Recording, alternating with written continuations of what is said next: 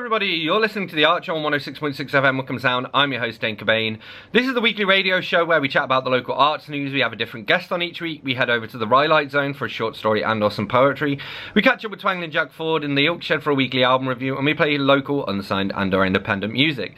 This week we're going to be chatting to badass goddess and authoress slash award nominated singer Glenda Benevides. But before we do that, we're going to head over to the Rhyolite Zone, and this is a short story called Singularity by myself, Dane Cobain, that I wrote for a competition. I wrote this over Christmas. So, Singularity by Dane Cobain. Singularity. 3, 2, 1, blast off. It had been 6 weeks since he'd heard those words from Mission Control, but they rang in Captain Fian's ears like a death knell at the gallows. He was flying this mission alone, the weight of the entire human race on his not inconsiderable shoulders. His destination, a rent in the space-time continuum, an existential threat for humanity. A black hole. Fian's ship, the SS Tsar bomber, had been funded by the United States and Russia, and it had been named after the biggest nuclear weapon ever tested. The bomb was so powerful that the crew flying the aircraft that carried it had been given 50-50 odds of survival. It was 3,800 times more powerful than the bomb that was dropped on Hiroshima. The SS Tsar bomber was carrying something over 1 million times more powerful than that, a fusion bomb. Fian's bomb used fusion reactions to generate more and more energy, breaking the first law of thermodynamics. The plan was simple: get close to the event horizon, launch the bomb into the black hole, and then get the hell out of there. But Captain Fian had been given worse odds than his predecessors 50-50. The launch went without a hitch, and the SS Tsar bomber was already racing back to Earth by the time of the first detonation. No one knew what would happen after the bomb passed the event horizon, but the theory went that as it was drawn towards the centre, time itself would slow while the bomb continued to detonate with ever-increasing power. In theory, the detonations would continue into infinity. In practice, Fian saw a brief flash of light on his ship's monitors, and that was it. The black hole had gone. And it had spewed out all of the mass that it had swallowed, with the SS Tsar bomber in the firing line.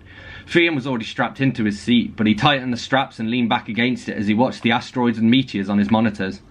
There was a strange feeling in his stomach. When the SS Tsar bomber touched down at the Atlantic Ocean, a full-scale rescue attempt was launched, and the whole thing was broadcast throughout the world. It had been 3 months since Fian had taken off, and humanity was enjoying a rare moment of unity. The mission had been a success, but they couldn't wait to thank their saviour. But when the rescuers reached the ship and popped the door open, Fian didn't climb out, and when the first responders climbed aboard, there was no sign of him.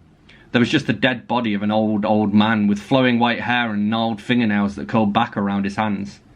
The subsequent autopsy put the man's age at over 100 years old, and his cause of death had been a heart attack. His DNA matched the missing captain's. That was Singularity by Dane Cobain for this week's entry into the Rhyolite Zone. You're listening to the Archer on 106.6 FM Wickham Sound, and this is Humans Can't Reboot with Broken Promise. The words you spoke, we had our hopes, made our plans, secure in our hands. You promised me we would always be together, no matter whatever came our way. Whatever came our way. Through sun or storm, but it was a lie. Now I could die. You broke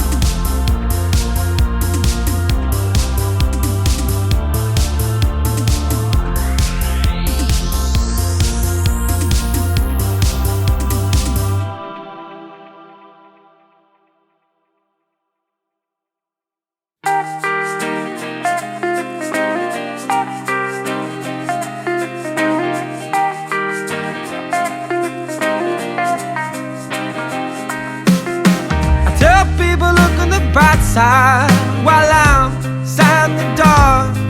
I tell people to be strong even when times are hard.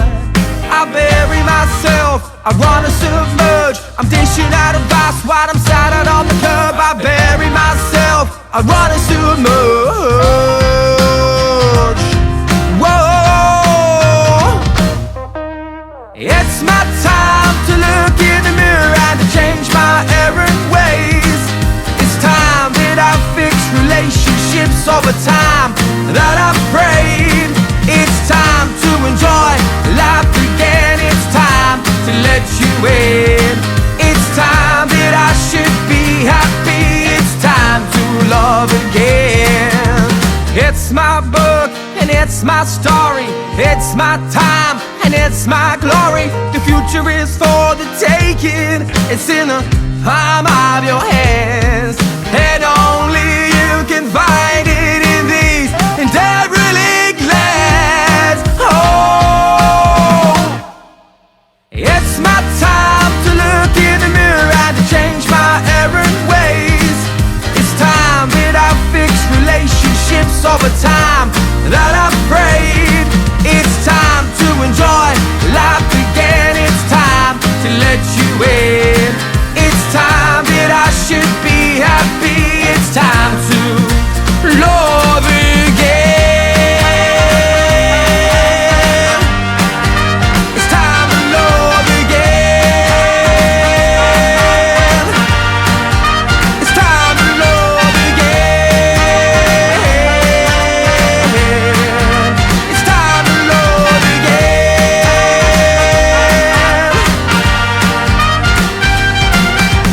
It's my time to look in the mirror and to change my errant ways. It's time that I fix relationships over time that I've frayed. It's time to enjoy life again. It's time to let you in. It's time that I should be happy. It's time to love again. That was Mirrors by Tony Goff, and before that we had Humans Can't Reboot with Broken Promise. Big shout out to Humans Can't Reboot for sending me some of their new tunes.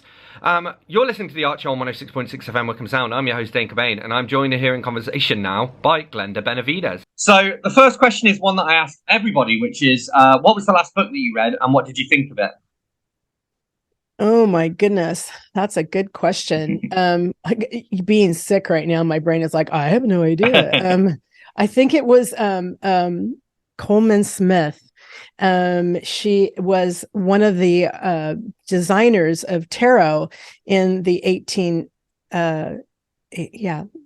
early 1900s, right around there. Anyway, she's the artist of it. And I started going through her book, and I was thinking about writing some articles on her because she was pretty forward thinking actually for that time. A lesbian, undercover, everything, beautiful artist, came from a well-to-do family. Her father was an architect, things like that. I was like, oh, she's fascinating. Like, you know what I mean? I was just like, oh, so that was one of probably the latest I've been perusing through. Awesome. Well, and that kind of fits in nicely because, one of your, your branding, you're a badass goddess. And I suppose that she was as well. But I wondered, could you tell us where that branding came about? Yeah, actually was in my kitchen. I was hanging out with a couple of lady friends of mine, and they said, one of my girls came up to me, she goes, "You're such a badass." And I said, "Yeah." And she's like, "You're a badass goddess." And I went, "What are you?" And it's funny because the first thing that came to me was I wanted to push back and go, "Oh, no, I'm not, like all shy, weird," and didn't want to own it, and I said, "Stop, Glenda, just really take a breath here. And what does that mean? What are they trying to tell you?" And being, a leader in my community and that type of thing. And I really said, no, you need to own that. Like, just own it, not from a place of ego or like, yeah, I'm this and that, but more of like, that was a compliment from one woman to another woman saying, "I'm impressed with who you are." And it inspires me. And so I went on to like really, look for myself to see how I wanted to, let me just call this up really quick. How I wanted to express goddess, badass, and without really, taking the old ways of like people thinking of our badass, you're just an ass, Yeah.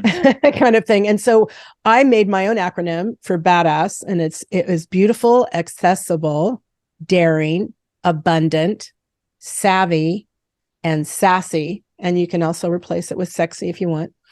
And so that's where I decided to redefine it. And so that's how I started in my kitchen.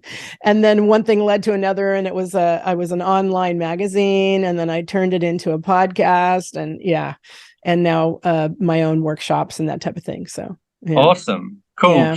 And I mean, so speaking about your music, so your most recent release is called Goddess, right? So what can you tell us about that? Actually, that was my album. And thank you. I really love that album. But my newest release as of 3 days ago, it was called Walkin'. And it's really a story. It's a story of all artists, really, all people, but I just focused in on us artists, right? Musicians and that type of thing. And I think this too, Dane. It's like, you get an offer, someone's like, oh yeah, I'll get you this, I can get you that, we can do this. Why don't you come over here and sign this contract, and then we'll go ahead and help you and take care of you, or pay this kind of money. And you're like, oh, okay, that sounds great, and then you go, and this is kind of what the song's about, right? Yeah. Then you go sign the contract, and you've basically, what you realize later is that you've sold your soul. Yeah. Yeah. And you find yourself in a position where you're like, wow, I'm being completely ripped off here, and I don't know how to get out of it. So the song's kind of like that. I have a really good friend, matter of fact, in the UK, Steve Smith, and he's one of those guys that he's still paying his record company back. Yeah. And that song went to like #1 in the US. I mean, it was just like a phenomenal song. Days Go By. Yeah. Excuse me. And, and he's like, he showed me one of his royalty checks, and he just ripped it up. I mean, it was just like really bad. Right. Yeah. So it's about the artist. It's about the singer, the songwriter, the person that puts their heart and soul into something, and you're trying to make a living because you just want to be, the artist, and you'd like to make a living from it. And then, the little minions around you that are like business people, we can take control of that, so it was that's kind of what I wrote it about, selling your soul to the devil, long story short, but selling your soul to the devil. Awesome. Yeah. And the music video will be out on the 24th of this month, February. So that'll be up on YouTube, and but the single is out, and it's called Walkin', and it's on all platforms. So any platform you're on, just Google Glenda Benevides and Walkin', and you'll be able to hear it. Awesome. Well, it's interesting you talking about that, because that's kind of what happened with Leonard Cohen. So he got ripped off by his manager, I think it was, and so like. It ended up he was like 80 years old, and he had to go and do a final tour to make enough money to retire on, because his manager took all the money. And so, it happens to veterans of the industry as well. But I think as well what that touches on, and this is from the sounds of it, something that you've definitely done as well, is I think today creative people need to have a business mind as well. They need to be creative, and great, like creators and business people at the same time. And I guess like with yourself, like you sound very much, I don't know whether you'd call yourself an entrepreneur, but you definitely have like an entrepreneurial spirit. And I guess, is that the way that you see like the creative industry is heading at the moment? Absolutely. And I think it really came in with the advent of like online communities, online everything, because then you started to see yourself. It's like, oh, well, I could just promote this myself. Yeah. Whereas in the past, it was pretty much controlled by the record labels and things like that. So now we are, and we own it to ourselves to educate ourselves, be in business, follow your intuition, ask questions, don't feel stupid. And if you can, try to do as much as you can on your own, because there's so many things out there for us to utilize. Everything from, like, for example, I have my book, Courage, Ignite the Fire. And inside the book, I'm going to put a QR code inside of that with my single or my album, whichever I decide I'm going to do. It can be interchangeable. Yeah. And then I'm going to sell it like that. So, so people can have access to the music, to the literature, to the inspiration. And then also with that, what I'm going to do is I'm going to plant a tree. Matter of fact, I planted about 20 trees in Scotland. Yeah. So I plant one every time you sell, I sell something. So that's, I'm kind of weaving it all in together, but you got to do it yourself. You got to really study. You got to really get the inside information and just pull it together. Either that or get somebody that you really trust, to help you out. You can't do it alone either. So. Yeah. But even then, I find that it's better if you can find somebody who can help you, it's better to go with an individual than a company as well, because, I used to work in marketing back in the day, for example, and I know that the company I work for, they charge £90 an hour for my time.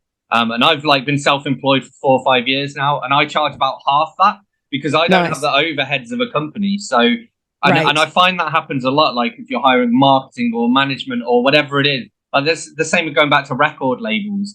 You're probably better off working with a small independent label that's run by one person rather than going for a big one, because all of the costs get inflated just because, there's so many, there's, rent to pay on offices and all the different salaries and all of this stuff.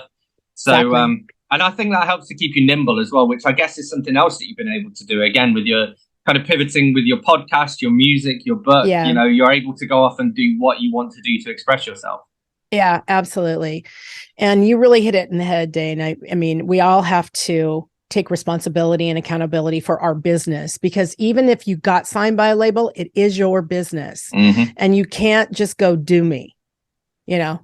You know what I mean? Lay on the bed and go, do me. Yeah. What kind of relationship is that? Right. Yeah.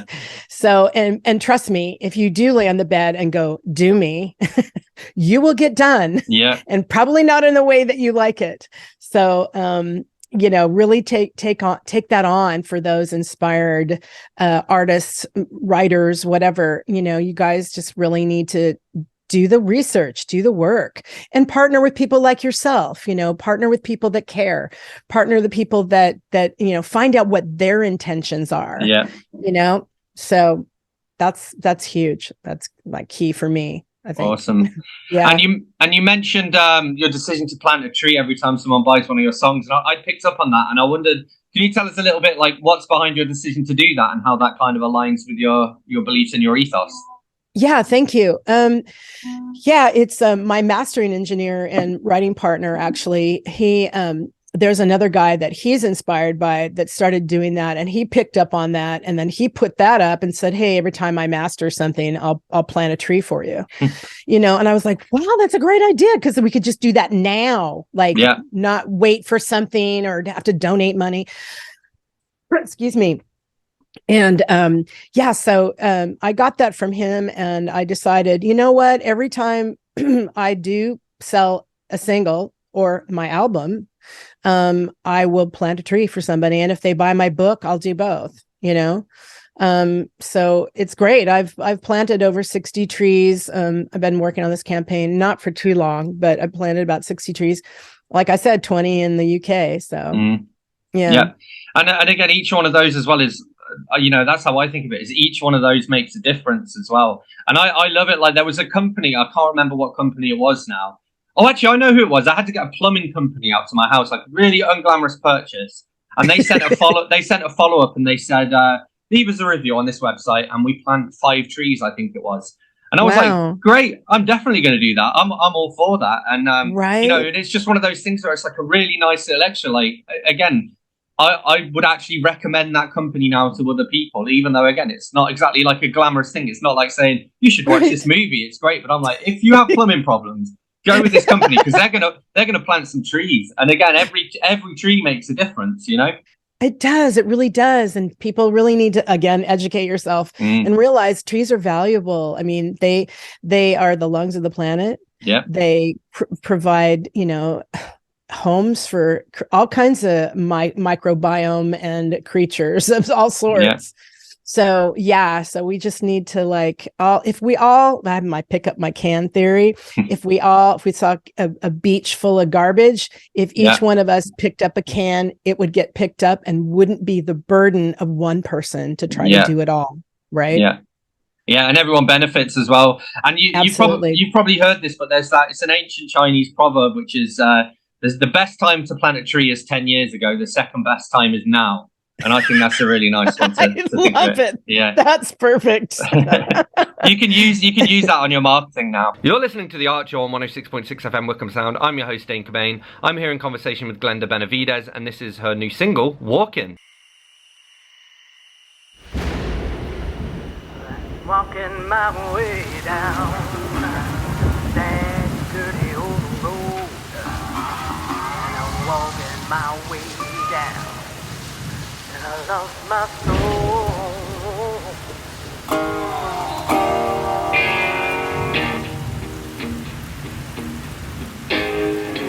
I sold my soul for the big bright lights, and I signed my name, Lord, and it didn't feel so right. Nobody told me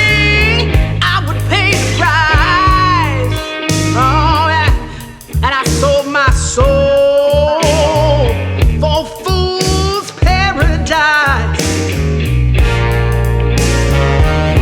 Oh, big life. You gotta pay the price.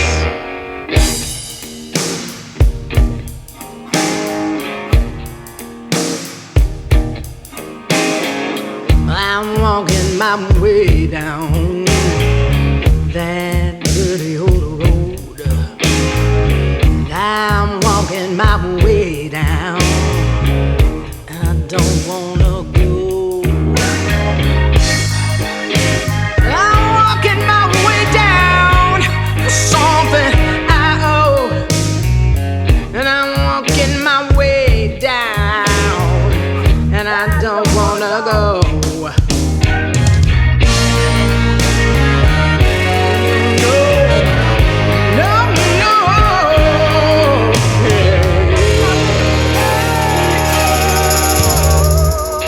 There's nothing to show. Listen up, he said this. Now time to pay.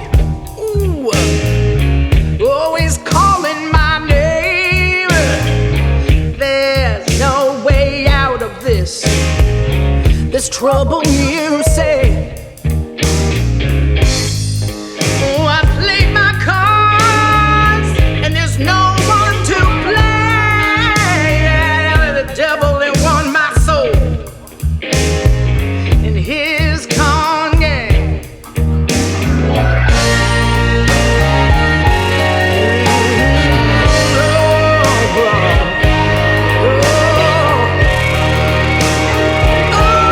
There's no one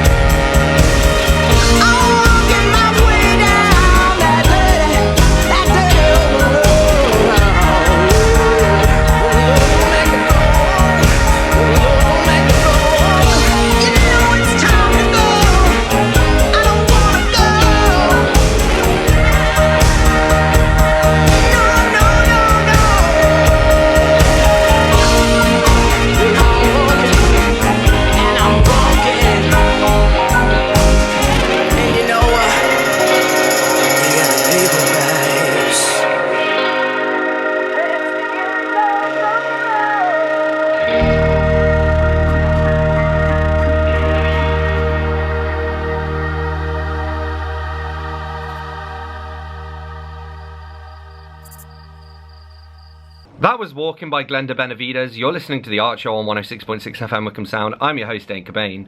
And it's time to head over now to be rejoined for this week's interview by Glenda Benevides. You mentioned, I think on your website, you're an award-winning singer-songwriter. I wondered what some of the awards that you've won and been nominated for are. Yeah.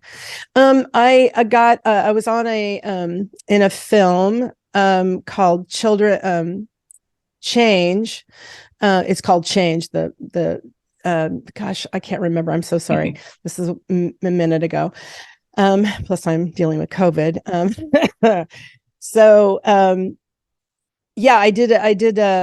I did my Orphans in the, is it called Orphans in the Storm or something like that? I think Orphans in the Storm. Anyway, I did the soundtrack for that and the single, actually title track. Let me rephrase. And I won an award for that for AOF Film Festival in Los Angeles. So that's just one, and I've got several other awards. Nothing super prominent or anything like that, but yeah, that was that. And I'm now a Recording Academy member, which has been considered for a Grammy. So that's my little bit about my background, not all of it. I muted myself there. Awesome is what I was saying. And also, again, that's really cool though that you worked on a film soundtrack. So how was that different to just going into the studio and recording, say, an album for yourself? Yeah. I was sent actually some of the footage, and I was told the concept and the theme, and I just had a song that really fit that. I didn't write it from scratch at this point, but I did have a song that was appropriate for that, and I sent it to the director, and he signed off on that, and he loved it. So he said, "Okay, we're using it," and then he submitted it to the film festival, and it won.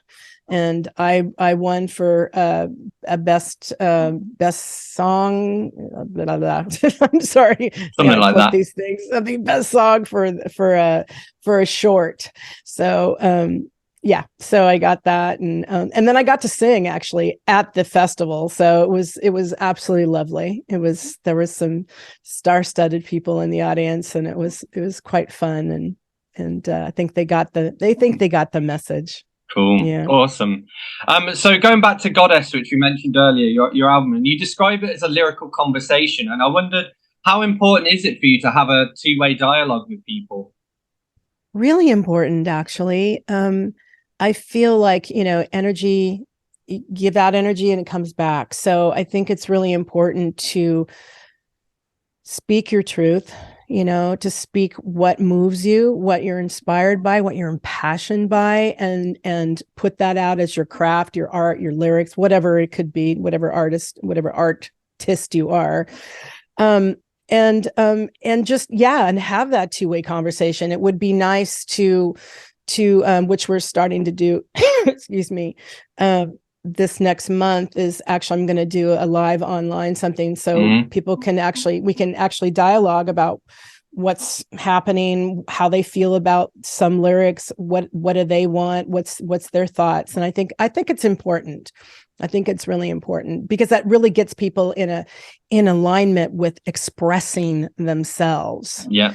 And really sharing. And I'm not talking from a place of like, oh, I know it all and I'm just coming to dominate the conversation, but more of like, no, I have these things, these inquiries that I'm curious about. Let's talk about that. Yeah. So, yeah. Almost more like when you see a panel discussion, like a moderator, and their goal is to guide the conversation without kind of dominating it. Hopefully. We'll see how it goes. Cool. I've been on a few. Yeah. Well, and I wanted to kind of building on that really, because I wondered how important it is for you to inspire others. So you kind of talked about encouraging people to express their own thoughts and beliefs. How important is that act of inspiring people to what you do? Yeah. For me, when I'm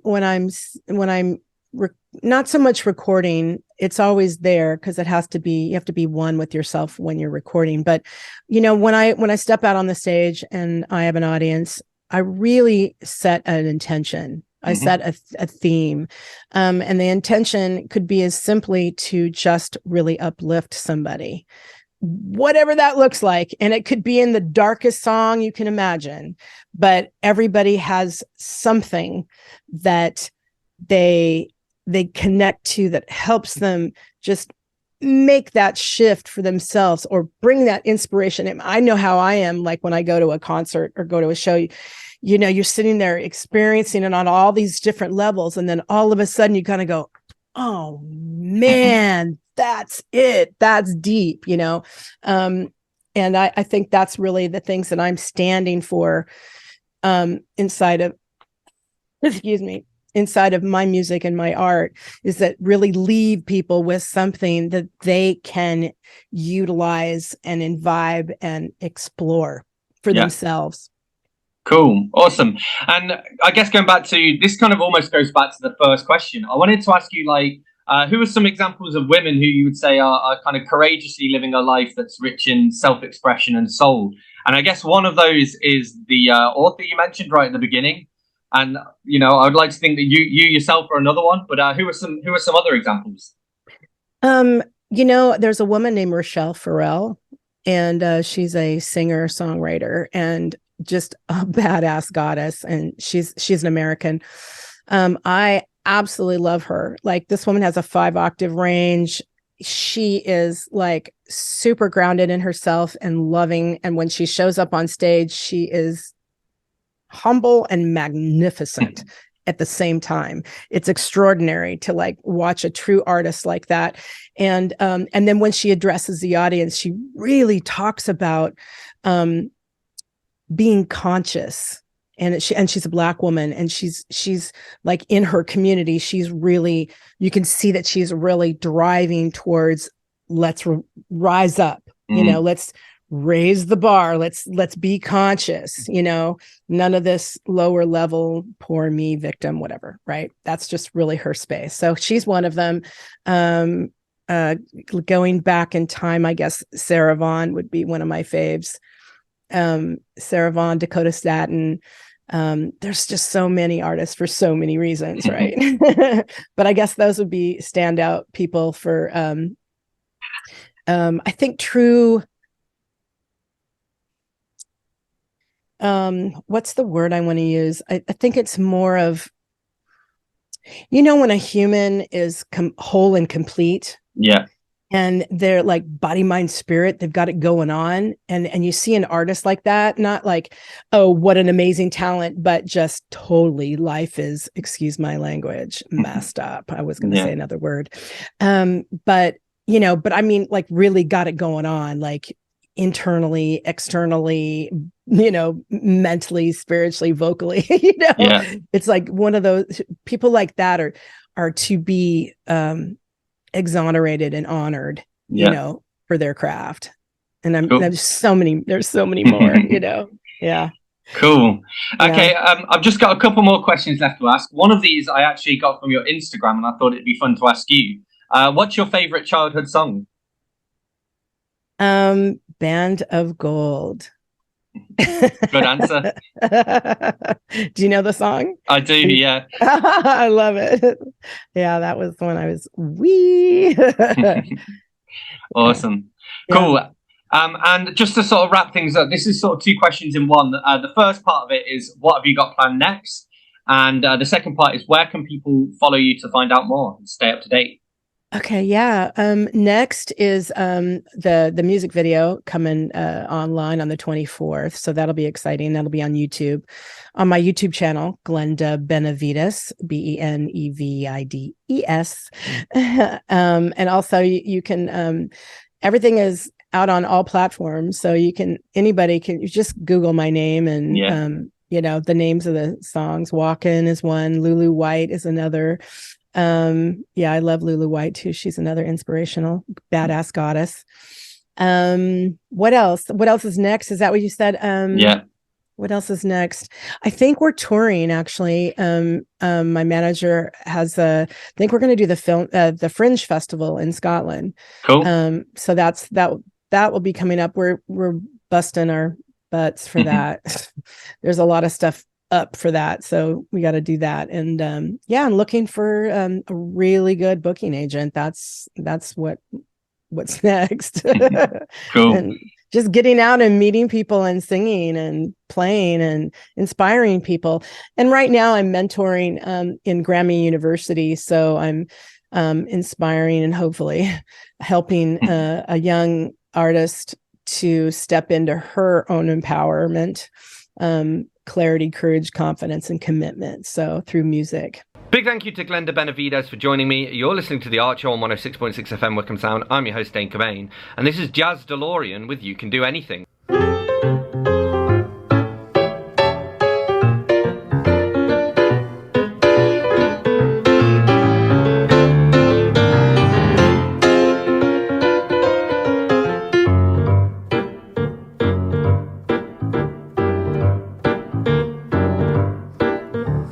Rolling round the country on an overdrive, picking up the silver that I spy. Well, there's more tears in my jeans than holes in my heart. I'm a wandering, lonesome kind of guy. You can do anything, you can do anything, anything at all. If you want to be with me, but rather not be seen with me, I don't mind at all.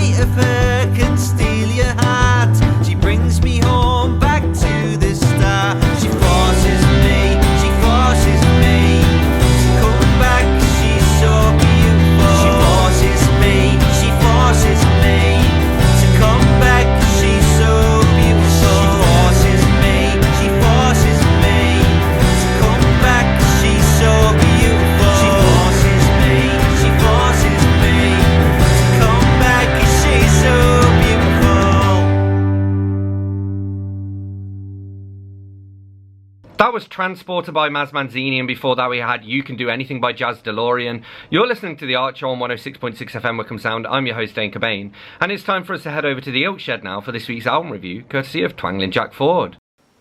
Green Day, American Idiot. Punk rock was exciting back in 1977, but what started out as punk moved on. And it was also exciting to see where the Clash were taking it on London Calling, and the Ramones' collaboration with Phil Spector on End of the Century. And the way the Damned went first in the direction of comedy and then goth. As the original punk bands moved on, so the spiky-haired, leather-jacketed, super-fast, oi-oi-oi shouty louts of the second wave of punk defined the genre, and seemed to have kept it going as a bank holiday camp nostalgia fest. Apparently Green Day are supposed to be punk, and people told me that this is not a punk album, and not a real Green Day album. But whatever it is, I really like it. It has elements of punk, but it covers all the areas punk moved into. And it takes it as far as the point where you get Bryan Adams. I was in the 3 Tons in High Wycombe High Street, back when it was called the Hobgoblin, and was much more of a dingy dive full of hippies and postmen. It might even have been my birthday because we were having a session. The jukebox played one of the sections from this album. I was excited by the way, whilst maintaining an overall punk rock sensibility, each section was easily distinguishable from the previous one. All I knew of Green Day was that they were a real punk band back in the 90s. I also knew their previous big hit, that apparently uncharacteristic Time of Your Life song so popular at open mics. And I had heard the American Idiot song. The album is a collage of styles, a mishmash of rock and roll's extensive legacy. There was riffing a bit like Sabbath and Zeppelin, surf beat drums like the Damned's New Rose intro, and the Springsteen-esque imagery of walking down a boulevard of broken dreams. With melodies like classic Bryan Adams, it was like it was tailor-made just for me. The multi-song suites remind me a bit of The Who's first opus, a quick one while he's away, particularly some of the ensemble vocal pieces, and the nursery rhyme section that might be a deliberate or subconscious copy of the chant, "Everybody hates me, nobody likes me, just 'cause I eat worms." Or maybe that is not an American thing. The whole thing ends magnificently, with a very Who-like teenage wasteland emotive coming home chorus and hooligans shouting, culminating in a Ravel-stroke Deep Purple bolero all punked up and dressed in skinny ties and eyeliner that made me quite emotional, like watching the betrayal and the demise of Frankenfurter. Don't tell me I should listen to Dookie. This is punk for those who tired of punk a long time ago, and punk for those who don't even like punk at all. Green Day, American Idiot. The Incredible String Band, The Hangman's Beautiful Daughter. Were I to have recorded The Incredible String Band, I would have had a nervous breakdown. When recording, I find it very hard not to concentrate on individual instruments. I will play through listening to just the singing or just the bass. With The Incredible String Band, listening to an individual part makes almost no sense. Things go out of time and out of tune, and things appear that seem to have no purpose. It is folk music with sitars and all kinds of percussion. Like a pointillist or impressionist painting, you have to stand back and take it in as a whole. The Incredible String Band were basically the duo of Mike Heron and Robin Williamson, but on this album they had recruited their girlfriends to add additional instruments. The songs don't tend to have verse and chorus sections, but seem to be quickly changing medleys of musical pieces, in different styles, in different time signatures, and at different speeds. The first song goes through a number of changes just in the first minute, and the second song sounds like something from a Gilbert and Sullivan operetta. There are traditional sounding acoustic folk songs, but sung with Eastern intonations, and strange instruments introduce a dissonant avant-garde element. My favourite track is a long number called A Very Cellular Song, which Wikipedia describes as a reflection on life, love and amoebas. It opens with a gospel section with hand claps, This leads into a simple song accompanied by harpsichord and kazoo.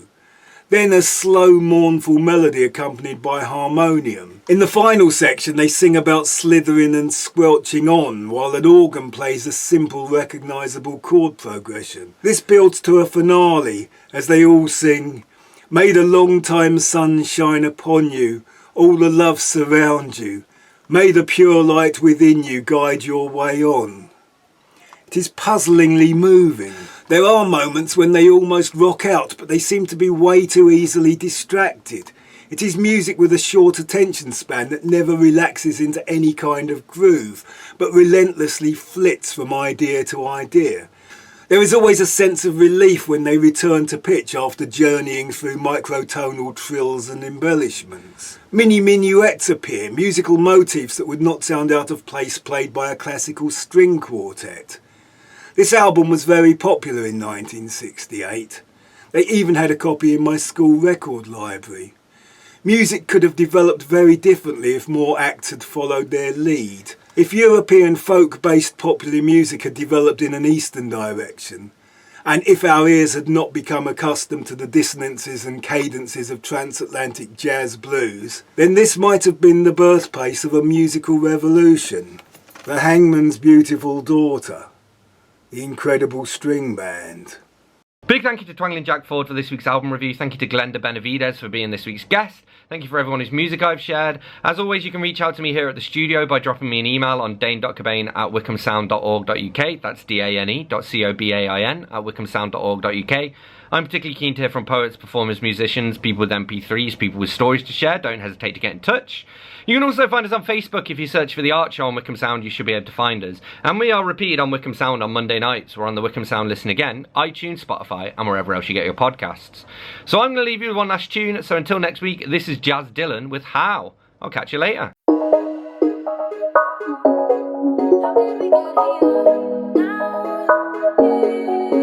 One of those